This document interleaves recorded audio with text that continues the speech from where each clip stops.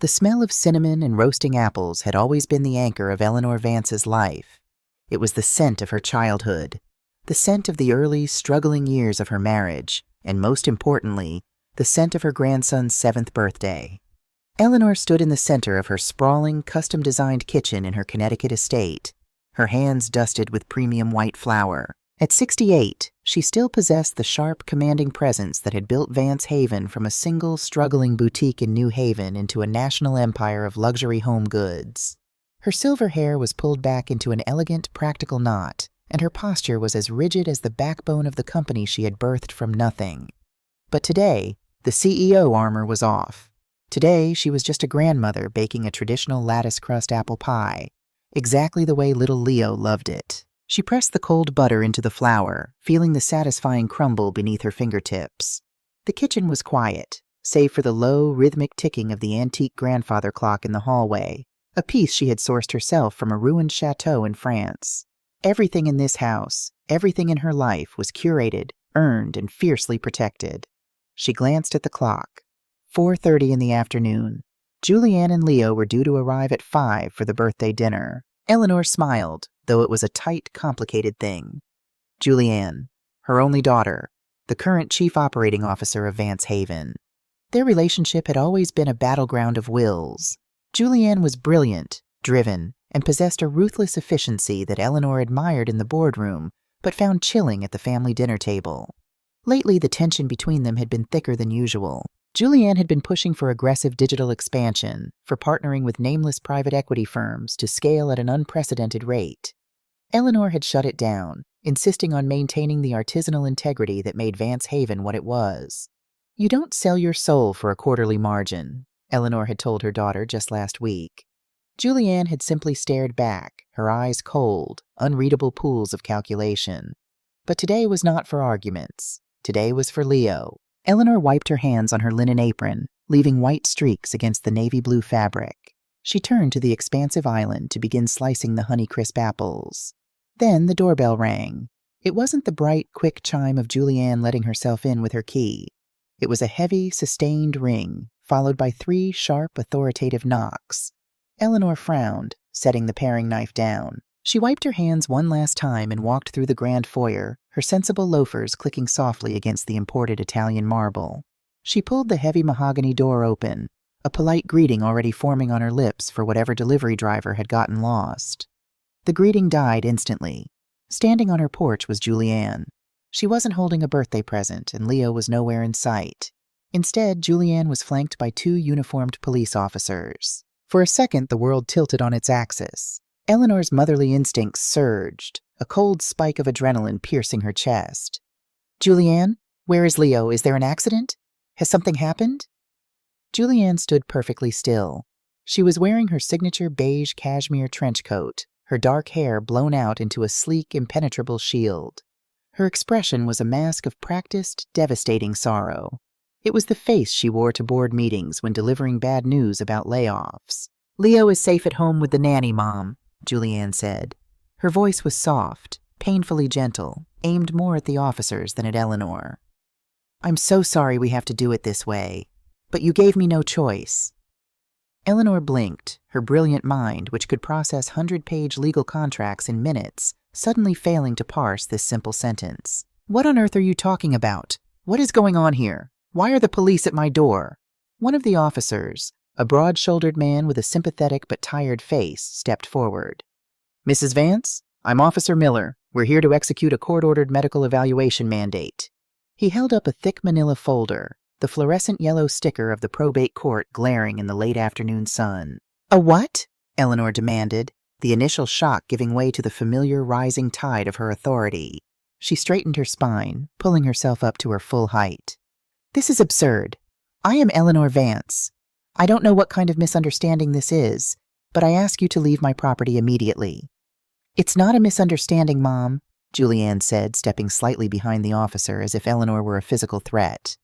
"Please don't make this harder than it is. You haven't been well. You know you haven't. The episodes, the forgetfulness. The doctors say you're a danger to yourself." Eleanor stared at her daughter. The words hung in the crisp autumn air, venomous and surreal. Episodes? Forgetfulness? Eleanor hadn't missed a day of work in 40 years. She remembered the names of the spouses of her top 50 executives. She managed a 9-figure portfolio with surgical precision. Julianne, Eleanor's voice dropped an octave, the tone she used when an executive was about to be fired. What have you done? I'm protecting you, Julianne whispered, a single, perfectly timed tear escaping her right eye. I'm protecting the family. Officer Miller cleared his throat, looking distinctly uncomfortable but resolute. Ma'am, your daughter has been granted an emergency temporary medical conservatorship by Judge Hawthorne. Based on sworn affidavits regarding your cognitive decline and an incident of alleged erratic behavior that posed a risk to your safety, we are required to transport you to the Oak Ridge facility for a mandatory 72-hour psychiatric and neurological evaluation. The words felt like physical blows. Conservatorship, cognitive decline, transport.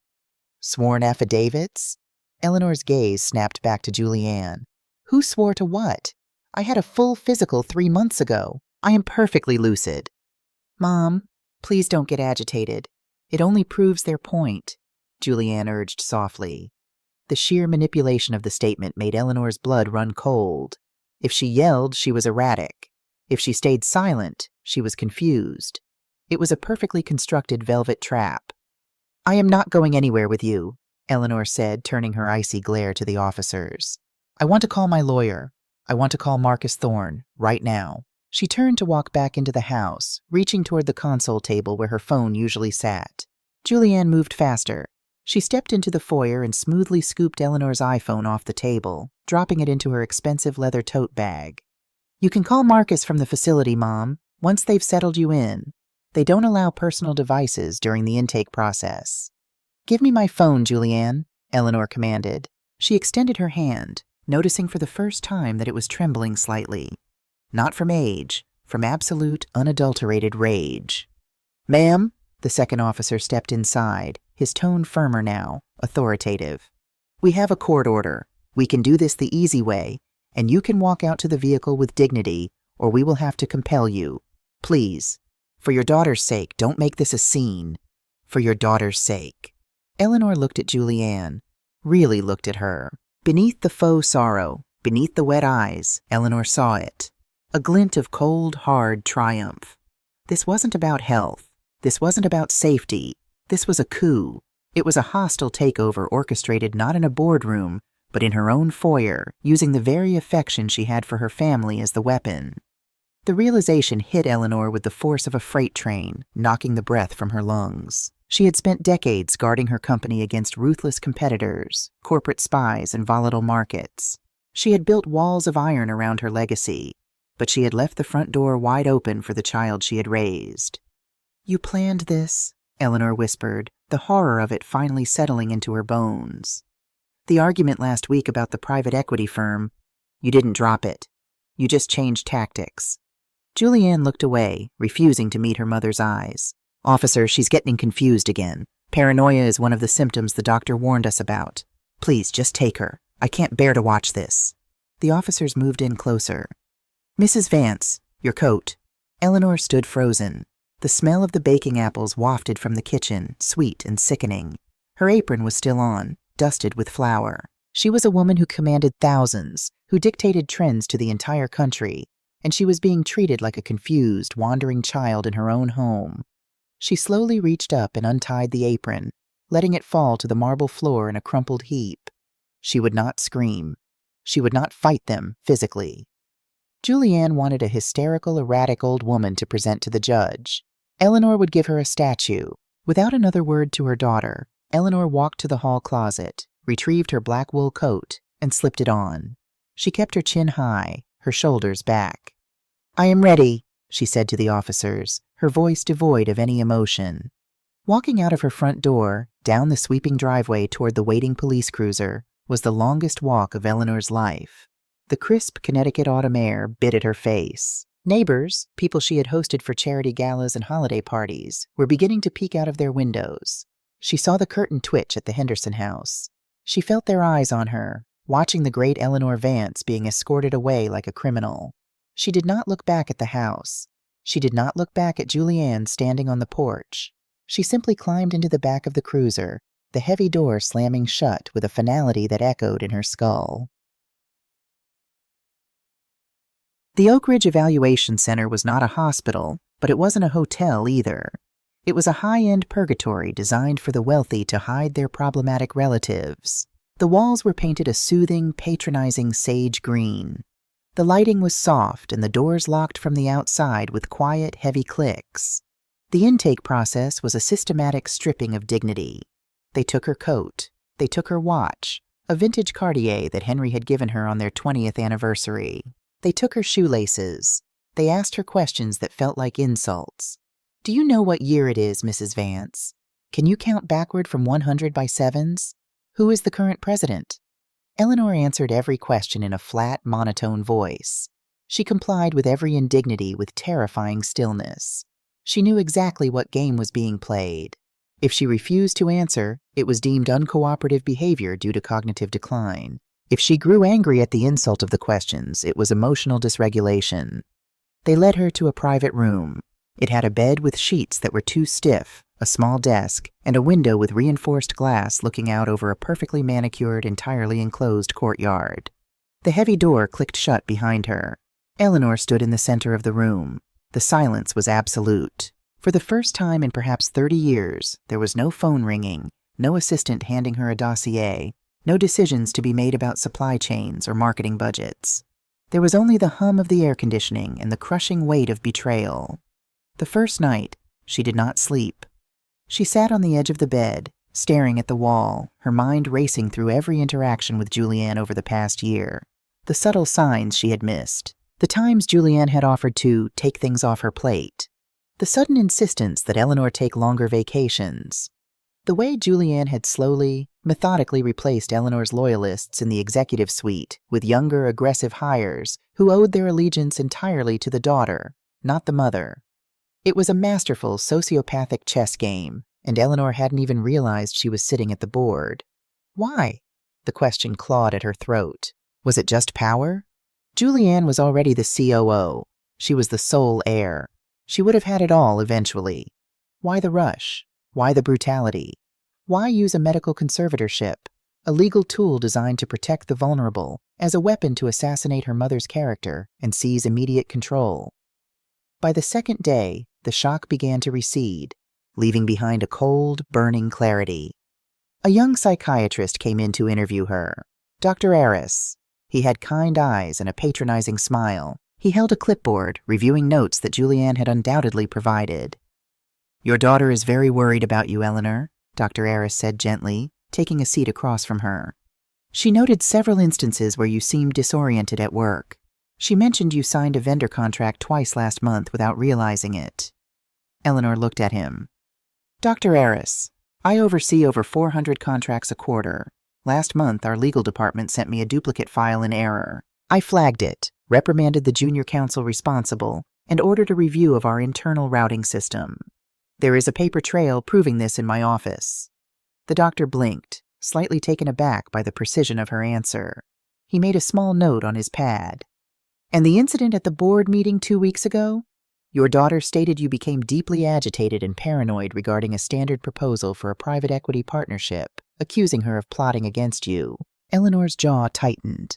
It was not a standard proposal. It was a predatory buyout offer that would have stripped the company's assets, outsourced our domestic manufacturing to cut costs, and ruined the brand's reputation.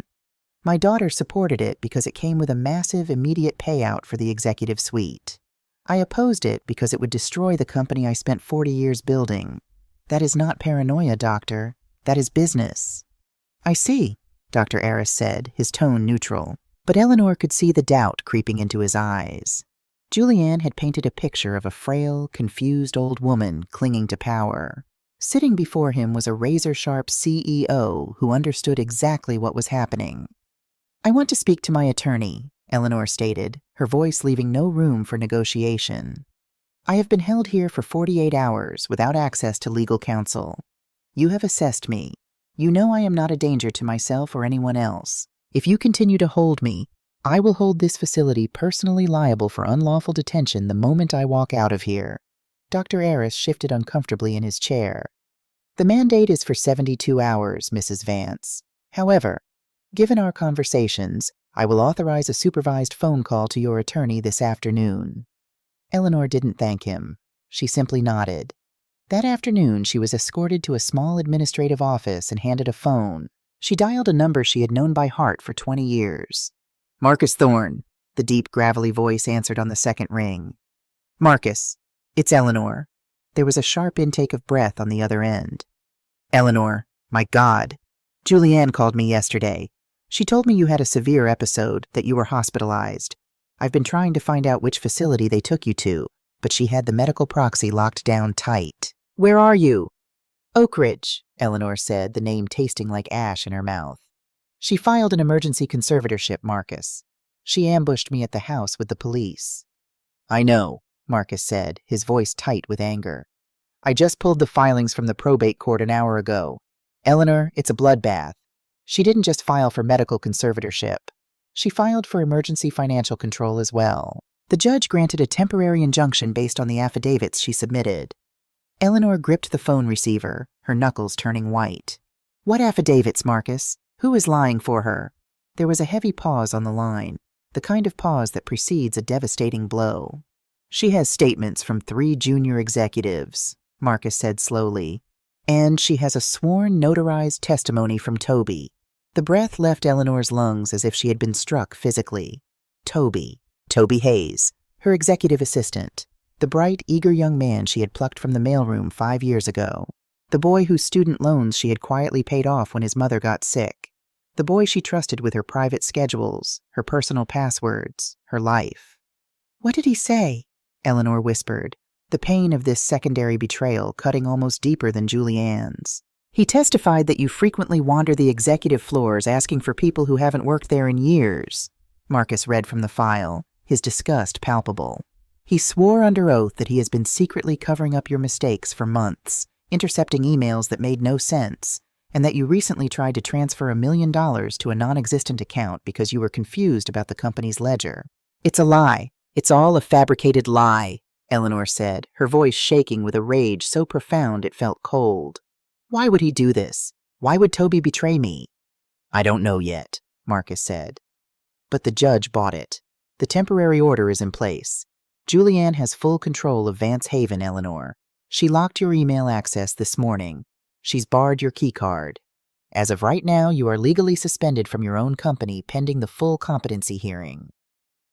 Eleanor closed her eyes. She pictured Julianne sitting in her office behind the custom oak desk Henry had built for her. She pictured Julianne accessing her files, dismantling her life's work piece by piece. "When is the hearing?" Eleanor asked, her voice turning to steel. 2 weeks from Tuesday," Marcus said. "I'm filing an emergency motion to contest, but, Eleanor, we are fighting an uphill battle. The burden of proof is on us to prove you are competent, and she has lined up her witnesses perfectly. We need evidence to refute them, and you are locked out of the building." "Get me out of here, Marcus," Eleanor commanded. "Get me out of this facility today. I don't care who you have to threaten or what judge you have to wake up. I want to go home." "I'm already drafting the release papers based on the lack of immediate medical necessity. I should have you out by tomorrow morning. But Eleanor, you can't go back to the office. If you show up there and cause a scene, it plays right into Julianne's narrative. She will use it in court." "I have no intention of causing a scene," Eleanor said softly. She looked out the reinforced window of the office, watching a dead leaf blow across the manicured lawn. The grandmother who had been baking an apple pie 48 hours ago was gone. The woman who remained was the ruthless architect of an empire. "Julianne wants to play a game of shadows," Eleanor murmured, almost to herself. "She thinks because I am old, I am obsolete. She thinks she has cut my throat." "Eleanor?" Marcus asked, concern lacing his tone. "Tomorrow morning, Marcus. Be here with the car," Eleanor said clearly. "Julianne took my company. She took my dignity. And she bought my most trusted employee." Eleanor hung up the phone before Marcus could reply. She stood up, smoothing the wrinkles from her sensible slacks. The despair that had threatened to drown her on the first night was entirely gone, replaced by a singular burning focus. Julianne Vance Sterling had meticulously planned a flawless corporate assassination. She had accounted for every variable, bought every necessary loyalty, and weaponized the legal system to perfection. She had made only one fatal miscalculation. She had left her mother alive. The air outside the Oak Ridge Evaluation Center was sharp with the bite of late October, but to Eleanor it felt like breathing for the first time in 3 days. Marcus Thorne's black Lincoln Town car was idling by the curb, a heavy armored presence against the sterile gray backdrop of the facility. Marcus stood by the rear door, a thick wool overcoat draped over his broad shoulders. He looked older than his 60 years this morning, the lines around his mouth carved deep with worry. As Eleanor walked down the concrete steps, she refused to look back at the reinforced glass doors. She wore the same black wool coat she had arrived in, but her posture had shifted. The initial shock that had rounded her shoulders was gone, replaced by a rigid, impenetrable spine. "Eleanor," Marcus said, his voice thick with relief. He reached out to take her arm. Eleanor smoothly stepped past his outstretched hand and slid into the leather back seat. "I am perfectly capable of walking, Marcus. Please, let's not treat me like the invalid my daughter claims I am." Marcus sighed, shutting the door heavily before climbing into the driver's seat. He adjusted the rearview mirror to look at her. "I'm sorry. I'm just glad to have you out." The temporary injunction stands, but the judge agreed that holding you inpatient without an immediate physical threat was an overreach. "You're free to go home." "Not home," Eleanor said, staring out the tinted window as the car pulled away from the curb. "To the office. We have 48 hours until the preliminary hearing to contest this conservatorship. I need my files. I need the quarterly reports. I need to pull the security logs from the executive suite." "Eleanor, no," Marcus said gently, tapping the brakes. "You can't go to Vance Haven. The court order is explicit. Julianne has been granted temporary fiduciary and operational control. Your keycard has been deactivated. Security has been instructed not to let you pass the lobby. If you go there and demand entry, Julianne's lawyers will use it to paint you as erratic and combative." Eleanor closed her eyes. The reality of it was a bitter pill, jagged and dry in her throat. She had built that building. She had picked out the imported slate for the lobby floor. She had hand-selected the art on the walls. And now she was locked out of her own castle by the princess she had raised to inherit it. "Fine," Eleanor said, her voice a flat, dead calm. "We go to your office, then. We prepare. Julianne thinks she can walk into a courtroom and steal my life with a few fake tears and a bought and paid-for assistant. We will bury her in paperwork. Dr. Evans has been my primary physician for 15 years. His records will show pristine cognitive health." Marcus gripped the steering wheel tighter. "We have Dr. Evans' sworn statement ready to submit. But Eleanor, you need to understand the battlefield we are walking onto. The probate court in these emergency conservatorship hearings, they err on the side of caution. If a family member claims you are a danger to the estate, the judge's instinct is to freeze everything until a full investigation can happen. Julianne doesn't need to prove you have dementia right now. She only needs to prove reasonable doubt about your capacity." "Then we will leave no room for doubt," Eleanor said. For the next 2 days, Eleanor practically lived in Marcus's downtown law office. She didn't sleep. She barely ate the stale sandwiches his paralegals brought in. She operated on a cold, mechanized fury, drafting timelines, compiling lists of friendly board members, and recreating her entire schedule for the past 6 months from memory to prove her lucidity. She felt invincible in her preparation. Truth was the ultimate defense. The facts were on her side. But when Tuesday morning arrived, and Eleanor walked through the heavy, brass-studded doors of the county courthouse, she felt the first tremor of a very different reality. The courtroom smelled of floor wax and old paper, the scent of bureaucracy, where human lives were reduced to docket numbers. Eleanor wore a tailored charcoal suit, her hair immaculately styled, a subtle strand of South Sea pearls at her neck. She looked exactly like what she was, a titan of industry. Julianne was already seated at the petitioner's table. Eleanor's breath caught in her throat. Julianne had stripped away her usual polished armor. She wore a simple, unstructured gray cardigan over a modest blouse. Her hair was pulled back loosely, a few strategic strands falling around a face utterly devoid of makeup. She looked exhausted, diminished, and deeply sorrowful. She looked like a daughter who had not slept for days out of worry for her ailing mother. Beside Julianne sat Simon Caldwell, a high-priced corporate litigator known for a ruthlessness that bordered on the theatrical. Judge Hawthorne, a stern-faced woman with a reputation for zero tolerance, took the bench. The gavel struck. "We are here for the preliminary hearing to contest the temporary medical and financial conservatorship of Eleanor Vance. Judge Hawthorne announced, peering over her reading glasses. "Mr. Caldwell, you may proceed." Simon Caldwell stood up. He didn't puff out his chest. He didn't raise his voice. Instead, he spoke with a hushed, reluctant reverence. "Your Honor, this is a tragedy," Caldwell began, looking directly at Eleanor with feigned pity. "We are not here to diminish the incredible legacy of Eleanor Vance. She is a pioneer, a visionary. But time, Your Honor, is the one competitor no CEO can outmaneuver.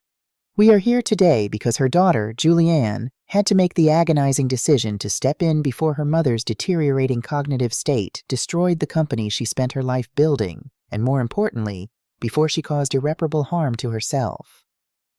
Eleanor sat perfectly still, her hands folded in her lap, her nails dug into her palms. "Marcus," Eleanor whispered sharply, "object to this theatrical nonsense." "Let him talk," Marcus murmured back, his eyes fixed on Caldwell. "The judge wants to hear their narrative." Caldwell walked toward the bench, holding a stack of manila folders. "Your Honor, the defense will present medical records from Mrs. Vance's general practitioner. But dementia is a disease of shadows. It hides. It has good days and bad days. The true measure of cognitive decline is not found in a doctor's office for a scheduled 15-minute checkup. It is found in the daily, grueling reality of running a $100 million corporation." Caldwell clicked a remote, and a screen beside the witness stand lit up. It displayed an image of a leather-bound notebook, its pages filled with chaotic, overlapping handwriting. Words were crossed out violently. Arrows pointed to nowhere. Half-finished sentences bled into the margins. "Exhibit A," Caldwell said gently. "Mrs. Vance's personal work journal from the past 3 months. As you can see, Your Honor, these are not the meticulous notes of a Fortune 500 CEO. These are the fragmented, deeply confused scribblings of a mind losing its grip on reality." Eleanor's stomach plummeted. It was her journal, but it was her private brainstorming book, the place where she let her mind wander, mapping out abstract concepts for new product lines, jotting down random inspirations at 3 in the morning. It was never meant to be read linearly. Taken out of context, stripped of its creative purpose, it looked exactly like madness. "She stole that from my private locked drawer," Eleanor hissed to Marcus, her composure cracking for a fraction of a second. Before Marcus could respond, Caldwell clicked his remote again. An audio file began to play through the courtroom speakers. Eleanor's own voice echoed in the room, shrill and panicky. "Where is the file? Who moved this? I don't understand what I'm looking at. None of this makes sense. I didn't authorize this. Stop looking at me like that. Who took it?" Julianne lowered her head at the plaintiff's table, pressing a tissue to her eyes. The judge frowned, looking at Eleanor with a disturbing mixture of alarm and sympathy. Eleanor felt the room spinning. She remembered that day perfectly. It was 6 months ago. She had caught a mid-level logistics manager embezzling funds through a dummy vendor. He had deleted the digital files to cover his tracks. Her anger on the recording wasn't confusion. It was the righteous fury of a CEO discovering theft. But stripped of that context, her voice on the tape sounded like a terrified, paranoid elderly woman suffering a severe sundowning episode. "Your Honor," Marcus stood up, his voice booming through the courtroom. "I object. This evidence is highly prejudicial and completely devoid of context. The audio recording refers to a specific instance of employee fraud, not cognitive impairment." "Mr. Caldwell?" Judge Hawthorne asked, arching an eyebrow. "We have a witness to authenticate the context of both the journal and the audio, Your Honor," Caldwell said smoothly.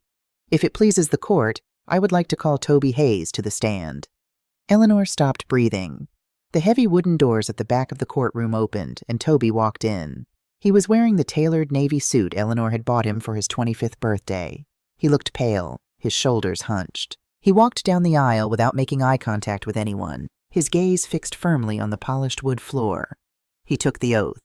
He sat in the witness box. Eleanor stared at him, trying to transmit every ounce of her maternal affection, her professional mentorship, her sheer desperation into his line of sight. "Look at me, Toby. Look at what you are doing." He didn't look. "Mr. Hayes," Caldwell began softly, "can you tell the court what your relationship is to Eleanor Vance?" I am her executive assistant," Toby said, his voice trembling perfectly. "I have been for 5 years." "And how would you describe your relationship with her?" "She's like family to me," Toby said, his voice catching. He swallowed hard. She gave me everything. I love her. Then why are you here today, testifying against her? Toby finally looked up, his eyes meeting Julianne's briefly before turning to the judge. Because I can't lie anymore.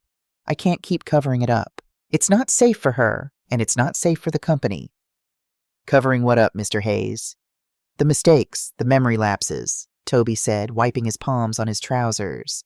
He delivered the lies with the practiced hesitation of a reluctant truth-teller. It started about 8 months ago. She would ask me to schedule meetings with clients who had been dead for years. She would get lost on the way to the executive washroom. I would find her standing in the hallway crying, not knowing where she was. Liar, Eleanor whispered. The word slipped out before she could stop it. Judge Hawthorne's gavel cracked sharply. Mrs. Vance, you will restrain yourself, or I will have you removed. Eleanor snapped her mouth shut, tasting blood where she had bitten her own tongue. Please continue, Mr. Hayes, Caldwell prompted gently. The audio recording we just heard. Can you provide the context? That was a Tuesday morning, Toby lied, his voice thick with fake sorrow. There was no stolen file. She had just misplaced her own reading glasses. She tore the office apart. She accused me of stealing them. She accused Julianne of trying to poison her coffee.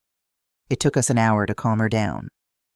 It was a flawless, devastating performance. Toby didn't paint her as a monster. He painted her as a victim of her own failing biology. He made himself the loyal servant who had finally cracked under the pressure of hiding his master's tragic decline. Caldwell passed the witness. Marcus stood up for cross-examination, his face like thunder. He hammered Toby on dates, on discrepancies, on his lack of medical training. He pushed hard, trying to break the young man's composure. But Toby had been coached by the best.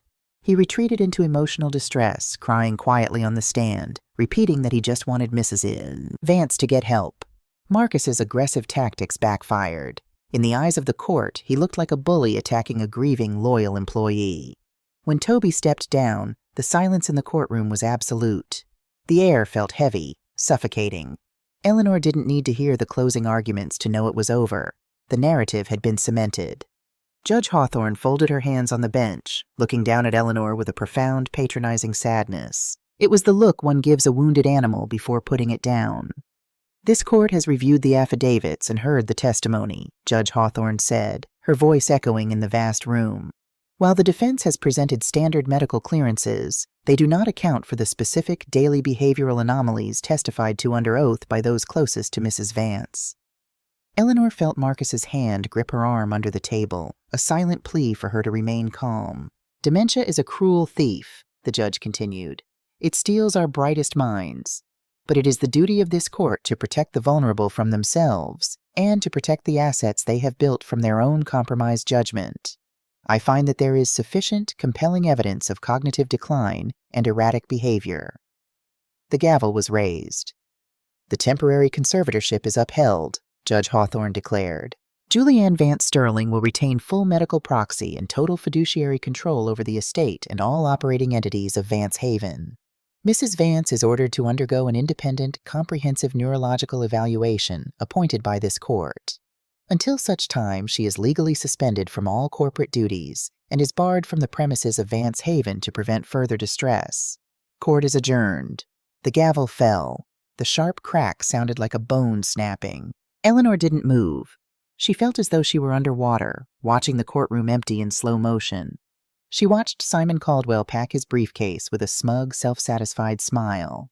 She watched Toby slip out the back doors, escaping the wreckage he had just created. And then she watched Julianne walk toward her. Julianne stopped a few feet away. The tragic facade was gone now that the judge had left the bench. Her posture was straight, her eyes bright with victory. "I'm sorry it had to be this public, Mom," Julianne said quietly, ensuring Marcus couldn't hear. "But I told you. The company needs to evolve. You were standing in the way." Eleanor slowly stood up. She smoothed the front of her jacket, her hands completely steady. She looked at the woman she had carried, nursed, and loved more than life itself. She searched Julianne's face for a shred of the little girl who used to bake apple pies with her. There was nothing there, only a stranger wearing her daughter's skin. "You haven't won, Julianne," Eleanor said, her voice dropping to a terrifying, absolute 0. You've only changed the rules of engagement. Julianne offered a patronizing, pitying smile. Go home, Mom. Rest. The doctors will take good care of you. Julianne turned and walked down the aisle, her heels clicking victoriously against the polished wood floor. Eleanor stood in the empty courtroom with Marcus, the silence pressing in on them from all sides. She had lost the company. She had lost her reputation. She had been betrayed by her blood and her most trusted confidant. Legally, she was considered a confused, incompetent old woman. Eleanor, Marcus said softly, looking utterly defeated. What do we do now? Eleanor picked up her purse. The pristine, law-abiding CEO had died in this room. The woman walking out the doors had nothing left to lose, which made her the most dangerous person in the world. Now, Marcus, Eleanor said, her eyes burning with a dark, unholy light. We stop playing by the rules. The black Lincoln Town car merged onto Interstate 90 West, leaving the manicured suburbs of Connecticut behind. Marcus drove in heavy silence, his hands gripping the steering wheel so tightly his knuckles were white. He had assumed they were heading back to Eleanor's estate, to the fortress where she could lick her wounds behind high iron gates. Take the exit for Route 7, Marcus, Eleanor said from the back seat. Her voice was terrifyingly calm, devoid of the tremor that had shaken it in the courtroom. Marcus glanced at her in the rearview mirror. Route 7? Eleanor, that takes us into the Berkshires. Your house is in the opposite direction. You need rest. You need a secure environment. My house is compromised, Eleanor replied, staring blankly at the blur of autumn trees rushing past the tinted glass. Julianne has fiduciary control. That means she controls the estate's security system, the staff payroll, and the Wi-Fi network. By now, she has undoubtedly ordered the guards to monitor my comings and goings to build her case of my wandering. If I go home, I am walking into a velvet-lined prison. Then where are we going? To Henry's cabin, she said. Marcus frowned, navigating the heavy luxury sedan onto the two-lane state highway. Henry Vance had been a man who loved the quiet. 30 years ago, long before Vance Haven became a national juggernaut, he had purchased a small, run-down hunting cabin on 20 acres of dense, unmapped woodland in western Massachusetts. He had bought it under a blind trust to avoid property taxes being tied to his public business profile. It was completely off the grid, legally invisible to the corporate auditors, and more importantly, it was a place Julianne absolutely despised. She hadn't set foot there since she was a teenager complaining about the lack of cellular service. No one knows about the trust, Eleanor added, answering Marcus's unspoken question.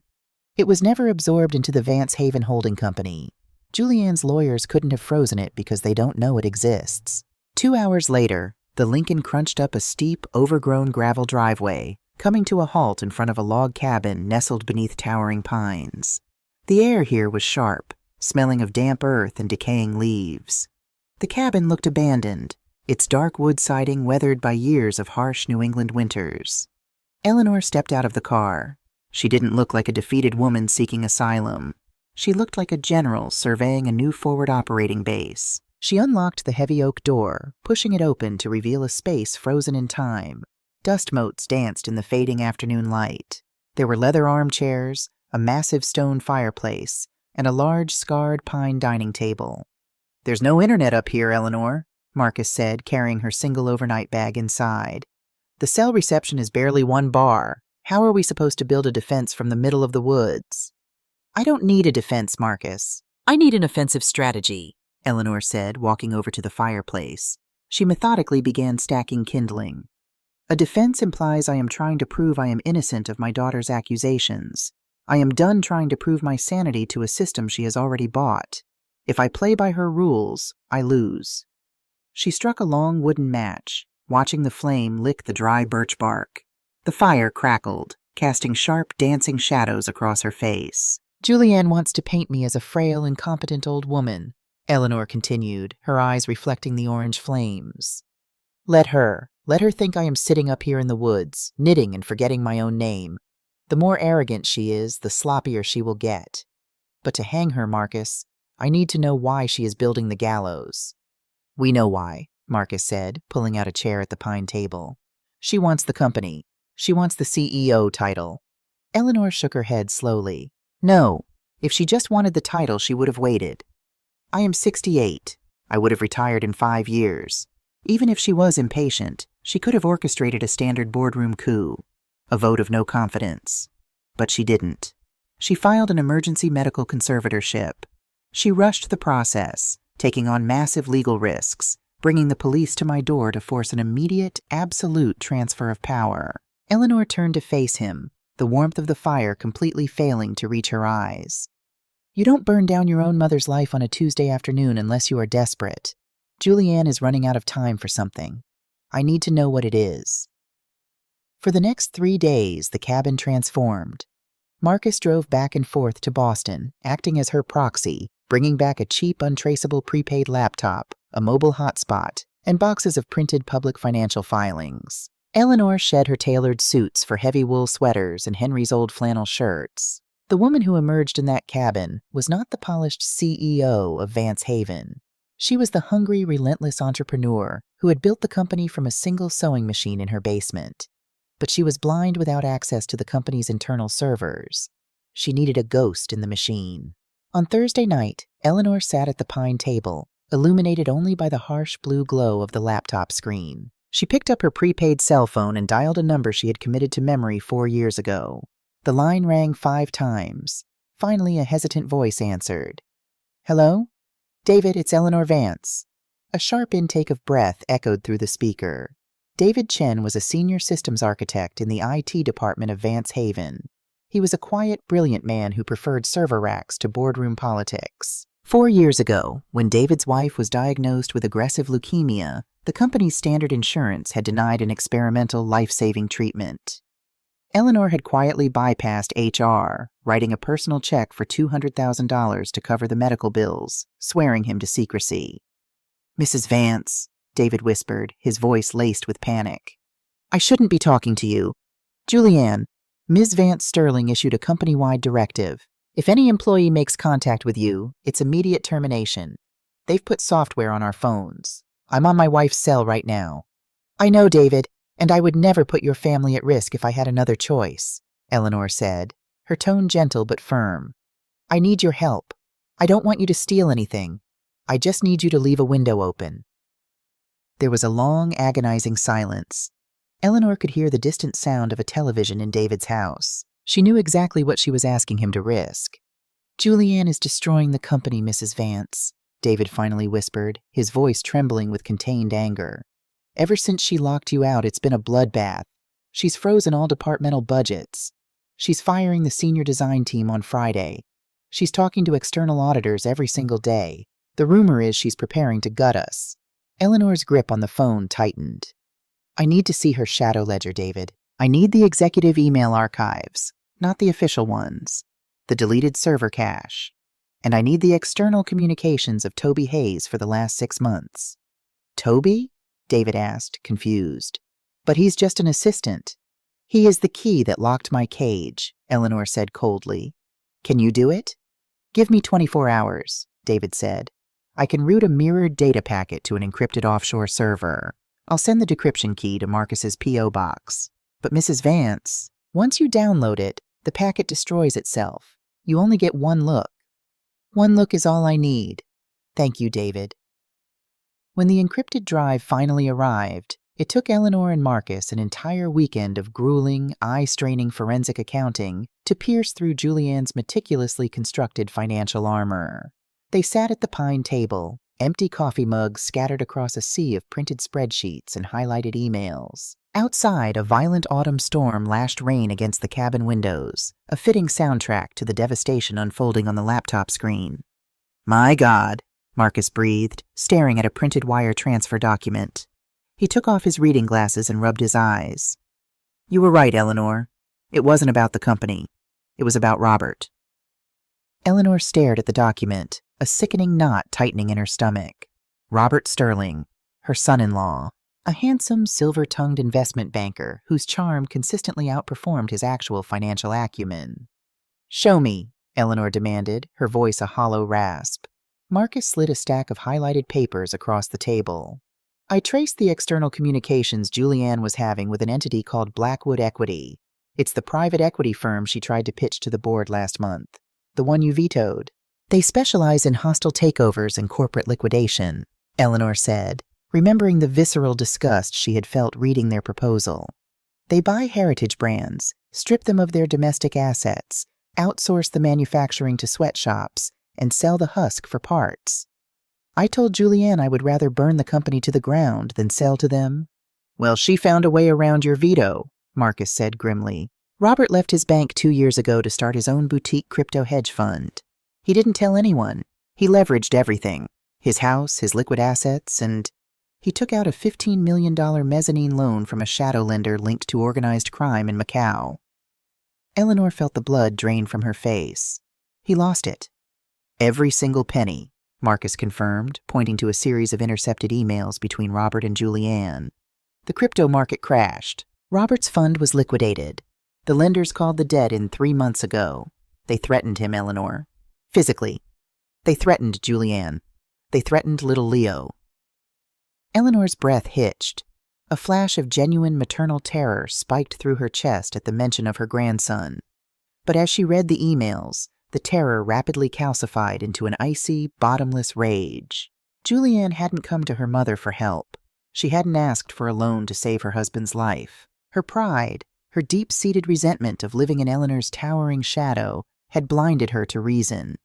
Instead of asking for a lifeline, Julianne had decided to steal the entire ship. Blackwood Equity, Eleanor said, connecting the horrifying dots. They offered her a way out. A $50 million golden parachute, Marcus confirmed, pulling up a highly confidential term sheet from the deleted server cache. If Julianne can secure sole voting rights and push through the sale of Vance Haven to Blackwood at a severely discounted valuation, Blackwood wires $50 million directly into an offshore account controlled by Robert. It pays off the mob debt and leaves them with enough to walk away clean. But she couldn't secure the voting rights as long as I was competent in sitting in the CEO chair, Eleanor deduced, her mind working with lethal precision. She needed me gone, immediately. The board would take months to vote me out, and Robert didn't have months. The lenders were breathing down his neck. So she filed the emergency medical conservatorship, Marcus said, leaning back in his chair, disgusted. She declares you legally incompetent. She gains temporary fiduciary control. She bypasses the board entirely, signs the term sheet with Blackwood as your legal proxy, and the company is sold before you even get a chance to see a neurologist. Eleanor stood up. She walked over to the fireplace, staring into the dying embers. The sheer, breathtaking sociopathy of it left her momentarily speechless. Her daughter was willing to destroy 1,000 American jobs, erase 40 years of family legacy, and publicly humiliate her own mother, all to cover up her husband's pathetic, arrogant gambling debts. "And Toby?" Eleanor asked, not turning around. "How much did my legacy cost him?" Marcus hesitated, flipping to the final page of the dossier. There is a shell corporation registered in Delaware, Blue Horizon Consulting. It was incorporated 2 weeks before the court hearing.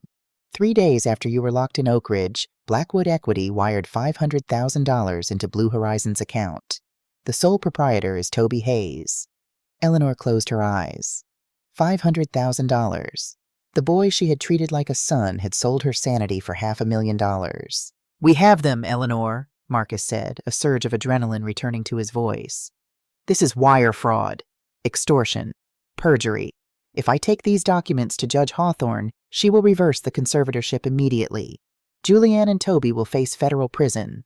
"No," Eleanor said sharply.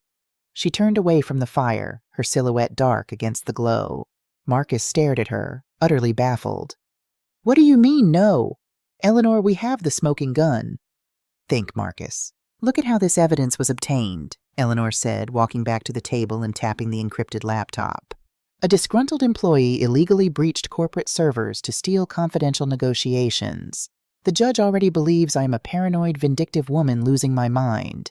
If you walk into court with stolen, unverified digital files, Julianne's lawyers will claim I fabricated them. They will say it's a symptom of my delusion. They will bury the evidence in cybersecurity litigation for years. By the time it's authenticated, Vance Haven will be sold, liquidated, and dead." Marcus sank back in his chair, the reality of the legal system crushing his momentary hope. "Then what do? We know the truth, but we can't use it." "We can't use it in a courtroom," Eleanor corrected softly, a dangerous, razor-sharp smile slowly curving her lips. "But we can use it to build a trap." She looked down at the term sheet from Blackwood Equity. It was a masterpiece of corporate butchery, but Eleanor Vance was a master builder, and she knew that the fatal flaw in every rushed, desperate architecture was arrogance. Julianne thought she had won. She thought her mother was neutralized, sitting in a rocking chair, crying over lost memories. Julianne was rushing toward the finish line, blinded by the promise of $50 million and an escape from her husband's lethal creditors. "She wants to sell my company using my legal proxy," Eleanor whispered, her eyes locking onto Marcus with the intensity of a predator who had just found the exposed throat of its prey. "So," Eleanor continued, her voice dropping to a terrifying, absolute calm, "we are going to let her. We are going to help her set the stage. And when the entire world is watching her sign that contract, we are going to burn her to the ground." Eleanor pulled a fresh, blank legal pad toward her. She uncapped a pen. The grieving mother was dead. The mourning was over. "Sit down, Marcus," Eleanor commanded, the true CEO returning to her throne, even if that throne was a scarred pine table in a dusty cabin. "Take notes. Here is exactly how we are going to orchestrate my daughter's public execution." The diner was a relic from the 1980s, smelling of stale coffee, industrial bleach, and burnt grease. It sat on a lonely stretch of highway halfway between the Berkshires and Boston, the kind of place people only stopped at when they were lost, which made it the perfect stage for Eleanor's final performance. She sat in a cracked vinyl booth near the back, staring blankly out the rain-streaked window. She had carefully orchestrated her appearance. She wore a high-end cashmere sweater, but she had misbuttoned the top 2 buttons. She hadn't brushed her hair perfectly, letting a few silver strands fall limply across her face. She wore no makeup. Her posture, usually a masterclass in commanding presence, was slightly hunched, her shoulders rounded in a posture of profound defeat. Marcus sat across from her, a thick leather briefcase resting on the sticky Formica table. He looked genuinely anxious. "Eleanor, if she actually reads the addendum—" "She won't," Eleanor interrupted, her voice a low, steady murmur that contrasted sharply with her disheveled appearance. "Julianne is a predator who thinks she has already killed her prey. She is looking at the finish line, Marcus. She is looking at $50 million and a way out of the mob's crosshairs. She won't waste time reading the fine print of a surrender." Outside, a sleek black Mercedes G-Wagon pulled into the gravel parking lot, standing out violently against the rusted pickup trucks. Julianne stepped out, holding a large designer umbrella to shield her flawless blowout from the drizzle.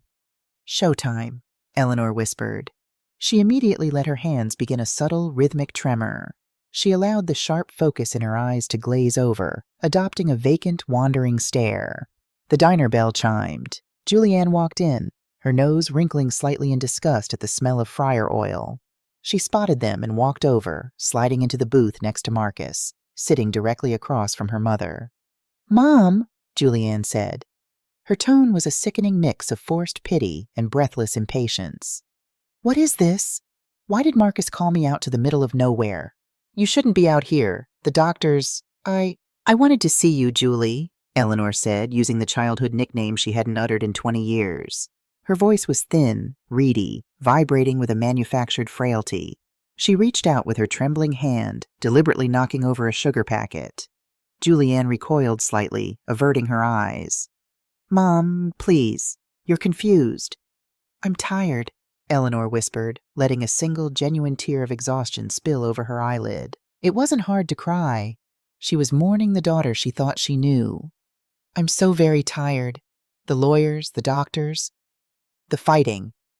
I can't remember where I put Henry's watch yesterday." Julianne's eyes flashed with a sudden predatory gleam. This was exactly what she wanted to hear. A total capitulation. "Marcus!" Julianne snapped, dropping the concerned daughter act entirely as she turned to the lawyer.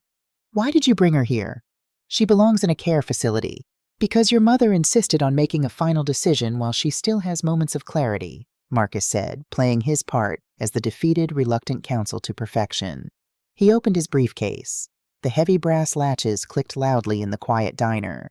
He pulled out a massive stack of legal documents, at least 100 pages thick, bound in dark blue legal backing. "What is this?" Julianne asked, her eyes locking onto the paper. "It is a voluntary, irrevocable relinquishment of all majority shareholder voting rights. and a direct transfer of the CEO title and full equity control of Vance Haven to you, effective immediately," Marcus stated, his voice heavy with feigned disapproval. "She wants the conservatorship hearing canceled. She wants to bypass the court. She just wants to go home and be left alone." Julianne stopped breathing. This was the Holy Grail. The conservatorship gave her temporary control, but a voluntary transfer of equity meant she owned the company outright. No more judges, no more medical evaluations. She could sign the Blackwood equity deal tomorrow morning. "Mom," Julianne breathed, leaning forward, her eyes wide with greedy anticipation. "Are you sure? You know this is what's best for the legacy, right? I'll take care of everything. You'll never have to worry about a single spreadsheet again." Eleanor nodded slowly, her chin trembling. "Just promise me you won't change the name. Henry loved the name." "I promise, Mom," Julianne lied smoothly, already mentally drafting the press release for the Blackwood acquisition. Marcus slid the document across the table, along with a heavy gold fountain pen. "Julianne, as her temporary conservator, you need to countersign the transfer. I must advise you, however, that the document is dense. I've included standard legacy protection clauses regarding the employee pension funds and the charitable trust allocations. It will take you a few hours to read through." Julianne looked at the 100-page document, then looked at her mother, who was currently staring blankly at a stain on the diner window. Then Julianne thought of her husband, Robert, and the Macau lenders who had given them a deadline of Friday. Today was Wednesday. "I don't need a few hours, Marcus," Julianne said dismissively, snatching the gold pen. "I know how to read a boilerplate equity transfer. Just show me where to sign so I can get my mother back to a safe environment." Marcus flipped to the back of the massive stack. He pointed to 3 different lines on 3 separate pages. Here, and initial the legacy addendum on page 84. Julianne didn't even glance at page 84. She was blinded by her own arrogance. She saw a defeated old woman and a beaten lawyer. She signed her name with aggressive, looping strokes. Julianne Vance Sterling. Julianne Vance Sterling. JVS. "Done," Julianne said, practically shoving the document back at Marcus. She stood up, smoothing her coat. She looked down at Eleanor one last time. There was no love in her eyes, only the cold satisfaction of a parasite that had successfully drained its host. "I'll have the facility send a car for you, Mom. Goodbye." Without waiting for a response, Julianne turned and walked out of the diner. The bell chimed. The Mercedes engine roared to life, and she sped away, racing toward her $50 million payday. Eleanor sat in the booth. The trembling in her hands stopped instantly. The vacant glaze in her eyes vanished, replaced by a gaze so sharp it could cut glass. She reached up and calmly buttoned her cashmere sweater perfectly. Marcus stared at the signed document, his heart pounding in his chest. She didn't read it. She didn't even look at the poison pill. Eleanor picked up her coffee cup. It was cold, but she took a sip anyway. "Page 84, Section 9, Clause B," she recited from memory. "Should the controlling equity of Vance Haven be sold, merged, or otherwise liquidated to a third-party private equity entity within 5 years of this document's signing, 100% of the voting shares and company assets shall automatically, irrevocably, and immediately transfer to the Vance Family Charitable Foundation, a nonprofit trust over which Julianne Vance Sterling holds no authority." Marcus let out a breath he felt like he'd been holding for a week. She just signed away her ability to sell the company. If she signs with Blackwood on Friday, the company instantly becomes a charity. Blackwood gets nothing. She gets nothing. "Not nothing, Marcus," Eleanor said, a terrifying, predatory smile finally breaking across her face. "She gets the Macau mob, and she gets federal wire fraud charges. Come, we have a board meeting to attend on Friday." Part 5. The Final Judgment, Friday morning. The top floor of the Vance Haven headquarters in Manhattan was a temple of glass, steel, and breathtaking views of the city skyline. The executive boardroom was designed to intimidate, featuring a 30-foot table carved from a single slab of reclaimed mahogany. Today, it was the site of an execution. Julianne sat at the head of the table. She wore a pristine white designer suit, looking every inch the victorious modern CEO. To her right sat Robert, her husband, sweating profusely despite the air conditioning, nervously checking his Rolex every 3 minutes. To her left sat Simon Caldwell, her ruthless attorney, and Toby Hayes, who was trying very hard not to look at the empty chair where Eleanor used to sit. At the opposite end of the table sat 4 men in dark conservative suits, the acquisition team from Blackwood Equity. "Gentlemen," Julianne said, her voice echoing confidently in the cavernous room, "I want to thank you for moving so quickly. It has been a difficult transition for my family, but ensuring the future of Vance Haven is my top priority. The board has been briefed, the temporary conservatorship grants me full signing authority, and we are ready to execute the acquisition." The lead Blackwood executive, a shark-eyed man named Vance, smiled thinly. "We are thrilled, Julianne. A $50 million wire transfer has been staged in escrow, waiting only for your signature on the master agreement." Robert let out a small, audible gasp of relief. Toby stared at his hands, dreaming of his offshore $500,000. Simon Caldwell slid a heavy, leather-bound folder across the table toward Julianne. She picked up her customized Mont Blanc pen. She hovered the nib over the signature line, savoring the moment. She had done it. She had beaten the great Eleanor Vance. Click. The heavy, soundproof double doors of the boardroom unlatched. They didn't just open, they were pushed wide open with absolute authority. Julianne froze, her pen an inch from the paper. Every head in the room turned. Eleanor Vance walked in. She was not wearing mismatched clothes. She was not hunched. She wore a bespoke, razor-sharp black Armani power suit. Her silver hair was styled perfectly, pulling her face into tight, aristocratic lines. Her posture was terrifyingly straight. She looked like a queen returning to a castle that had briefly been overrun by rats. Behind her walked Marcus Thorne, flanked by 2 men in dark windbreakers who stood silently by the door. The silence in the boardroom was absolute. It was the silence of a bomb dropping, in the split second before the shockwave hits. "Mom?" Julianne whispered, the color draining from her face so fast she looked like a corpse. What are you doing here? Security!" Why did security let her up? Eleanor didn't raise her voice. She didn't need to. Her presence sucked all the oxygen out of the room. She walked slowly, methodically, down the length of the mahogany table, her heels clicking like a metronome counting down to 0. She stopped directly behind Toby Hayes. Toby was shaking so violently his chair rattled. Eleanor placed one hand gently on his shoulder. Toby flinched as if he had been burned. "Hello, Toby," Eleanor said softly. She didn't look at him. Her eyes were locked onto her daughter.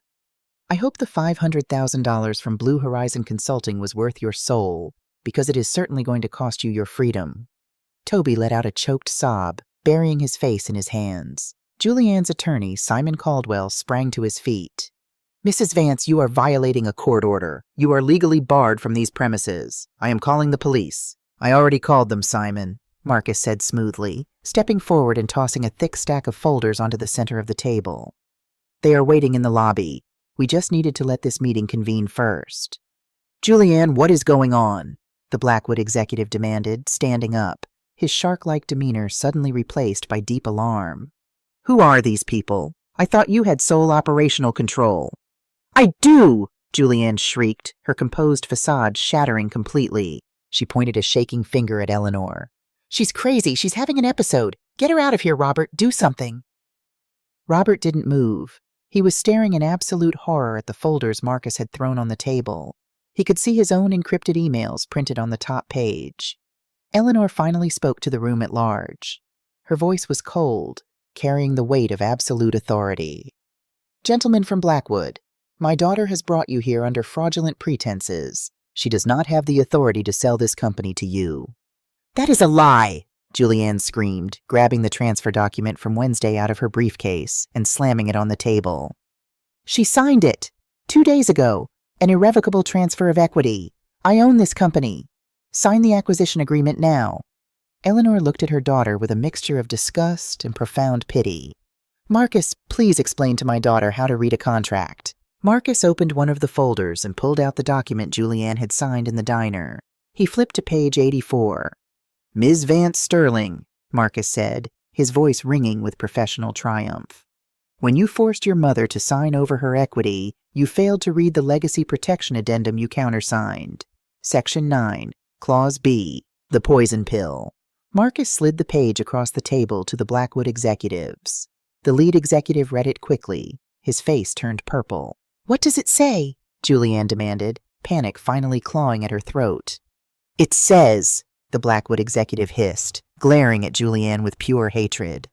That if Vance Haven is sold to a private equity firm within 5 years, 100% of the company's assets automatically transfer to a nonprofit charitable foundation. If we buy this company, we buy a charity. We get nothing. He slammed his hands on the table. You lied to us. This deal is dead. No, wait, Robert screamed, standing up, knocking his chair over. You can't walk away. The escrow, the Macau debt, they're going to kill me. The room erupted into chaos. The Blackwood executives were packing their briefcases, cursing. Simon Caldwell was frantically backing away from the table, realizing he had just participated in a massive corporate fraud. Toby was openly weeping. Eleanor stood perfectly still in the eye of the hurricane. It gets worse, Julianne, Eleanor said, her voice cutting through the shouting like a blade.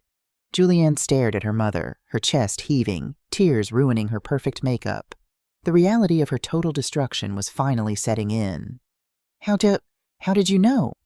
I built this company from nothing, Eleanor said, taking a step toward the head of the table. Did you really think I would let a spoiled, arrogant child steal it from me with a few fake tears and a forged medical report? Eleanor pulled a flash drive from her pocket and dropped it onto the mahogany table. It clattered loudly. On that drive, Eleanor announced, is undeniable proof of wire fraud. Emails proving Julianne colluded with Blackwood Equity to devalue Vance Haven for a personal payout. Bank records showing company funds were embezzled to pay off Robert's illegal gambling debts. And evidence of witness tampering and bribery regarding Toby Hayes' perjury in a court of law. Julianne collapsed into her chair. The fight completely drained out of her. The $50 million was gone. The company was gone. The illusion of her superiority was shattered into a million pieces. The two men by the door, plainclothes detectives Marcus had brought up, stepped into the room. Julianne Vance Sterling, Robert Sterling, Toby Hayes, one of the detectives said, pulling out a pair of handcuffs. You're under arrest for conspiracy to commit wire fraud, embezzlement, and perjury. Toby didn't fight. He stood up, offering his wrists, looking at Eleanor one last time with tear-filled eyes. I'm sorry, Mrs. Vance. I'm so sorry. Save it for the judge, Toby, Eleanor said, turning her back on him. As the detectives pulled Robert up, he began to sob hysterically, babbling about the mob, begging the police for protection. Then the detective approached Julianne. Julianne looked up at the woman standing over her, the woman she had tried to erase, the woman who had just outplayed her with a brutality she hadn't known her mother possessed. Julianne's lip trembled. The arrogant CEO vanished, replaced by a terrified little girl who had just realized she had broken her favorite toy beyond repair. She reached out a shaking hand, her voice cracking in a desperate, pathetic plea.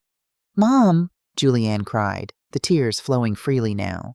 Mom, please don't let them do this. I'm your daughter. I'm Leo's mother. Please, Mom, save me. The room fell dead silent. Even the detectives paused, waiting to see if the legendary Eleanor Vance would crack, to see if the mother would override the CEO. Eleanor looked down at Julianne. She looked at the face that shared her eyes. She felt the ghost of a memory, baking apple pies, brushing little Julianne's hair, teaching her how to tie her shoes. But that was a ghost, and Eleanor Vance did not negotiate with ghosts. You used my love for you as a weapon, Julianne, Eleanor said. Her voice was not angry, it was terrifyingly empty, a void where a mother's heart used to be.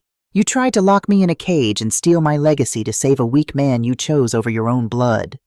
Julianne sobbed, reaching for Eleanor's sleeve. Mom, I'm sorry. Eleanor stepped back out of her daughter's reach. She looked Julianne dead in the eye, delivering the final, killing blow with the cold precision of an executioner. Your mother died the day you brought the police to her door, Eleanor said softly. I am just the CEO. Officers, get them out of my boardroom. Julianne screamed, a raw, guttural sound of pure agony and realization, as the handcuffs clicked shut around her wrists. She was dragged from the room, crying, begging, her voice echoing down the glass hallway until the elevator doors finally swallowed the sound. The boardroom was empty now, save for Eleanor and Marcus. The heavy silence returned, but this time it was not oppressive. It was the silence of a battlefield after the victor has planted their flag. Marcus let out a long, shaky breath. He walked over to the table and closed the folders. It's done, Eleanor. I'll file the motion to permanently dissolve the conservatorship this afternoon. The judge will have no choice but to reinstate you immediately."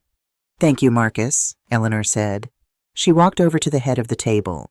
She reached out, running her fingers along the smooth, polished wood of the CEO's chair, the chair Julianne had tried to steal, the chair she had built with her own 2 hands, her sweat, and her undeniable brilliance.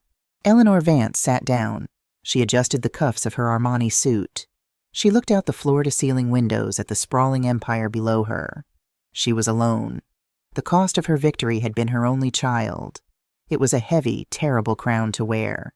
But as she looked out over the city, her spine straight and her eyes clear, she knew one thing for absolute certain. She was exactly where she belonged,